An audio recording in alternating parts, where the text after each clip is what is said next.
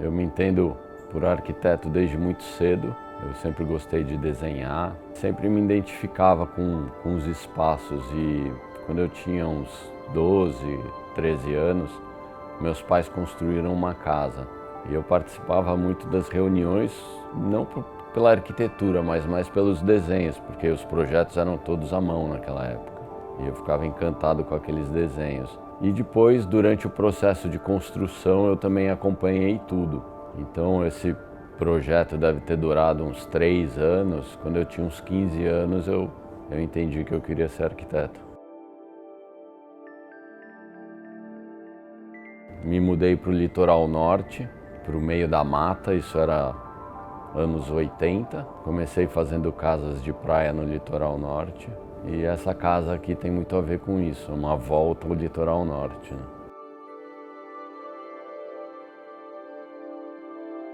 A elevação da casa em relação ao terreno é uma necessidade por conta da umidade. Então a gente usa essa estratégia de deixar ela um pouco flutuando para que a casa sempre esteja seca. Se a gente encosta ela no chão, o passar dos anos, essa impermeabilização vai sofrer e vai ser vencida pela constante infiltração de água. O resultado do projeto é muito da interpretação do escritório com relação a cada usuário, cada situação, cada terreno.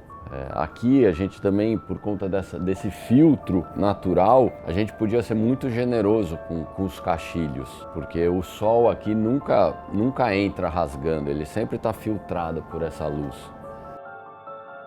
Esse terreno, quando eu visitei, ele tinha uma clareira exatamente aqui, porque era um terreno que um antigo proprietário tinha iniciado alguma ocupação, não existia obra nenhuma. E estando nesse entorno tão verde, tão natural, partiu o desejo de fazer uma casa que fosse totalmente transparente, com poucos pontos de apoio. Então a gente tem 8 pilares periféricos e essa forma de pirâmide invertida, além de uma solução estrutural para poder liberar esse vão, porque a gente tem 18 metros por 12 praticamente, ela também é quase que uma reverência à mata, porque quando você está dentro da casa, o perímetro se abre para a mata. Então você tem sempre essa sensação de encontro com a natureza mais forte. O partido do projeto foi... Primeiro, Itamambuca tem uma legislação muito restrita, né? A gente só pode ocupar 30% do lote. Então a gente tinha uma mancha já pré-aprovada nessa clareira. Então a ideia foi ocupar essa mancha, porque nós também não podíamos ir para nenhum lado, e criar esse espaço transparente para poder sempre estar em contato com a mata. A casa ela é uma arquitetura muito simples, né? Ela tem eu chamo de uma concha, que tem esse perímetro envidraçado, e a gente trouxe a madeira não só no mobiliário como nessas pequenas caixas para dar um tempero e um aconchego na residência, né? Lá em cima a gente tem um vagão todo de madeira. Essa estrutura de madeira foi feita em CLT e os filhos iam no escritório pedindo que cada um queria um quarto. Só que é muito restrito para a gente ter 4 suítes, os 3 filhos mais o casal.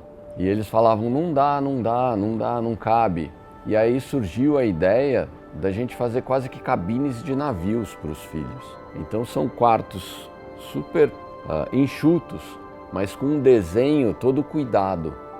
Então a gente tem a personalidade de cada filho dentro de cada quarto. E ela é uma casa assim de poucos materiais, muita luz, muita sombra, muita ventilação. Uma casa muito gostosa de estar. A arquitetura ela consegue elevar o espírito das pessoas, por para cima ou por para baixo. Todo mundo já teve experiências de entrar em lugares onde você se sente muito bem, em lugares que você se sente não tão bem. Às vezes pode ser proposital essa intenção num projeto, de você criar uma atmosfera para depois revelar algo. É um jogo de espaços, é um jogo de luz, entender a necessidade do cliente, do programa, do projeto, colocar a arte nisso, fazer de forma simples, ao mesmo tempo sofisticada, saber se inserir no local. É um grande desafio, porque você se propõe algo diferente, a não ser repetitivo. É uma grande descoberta, porque você trabalha com milhares de materiais, milhares de sensações, lugares diferentes. É uma grande paixão.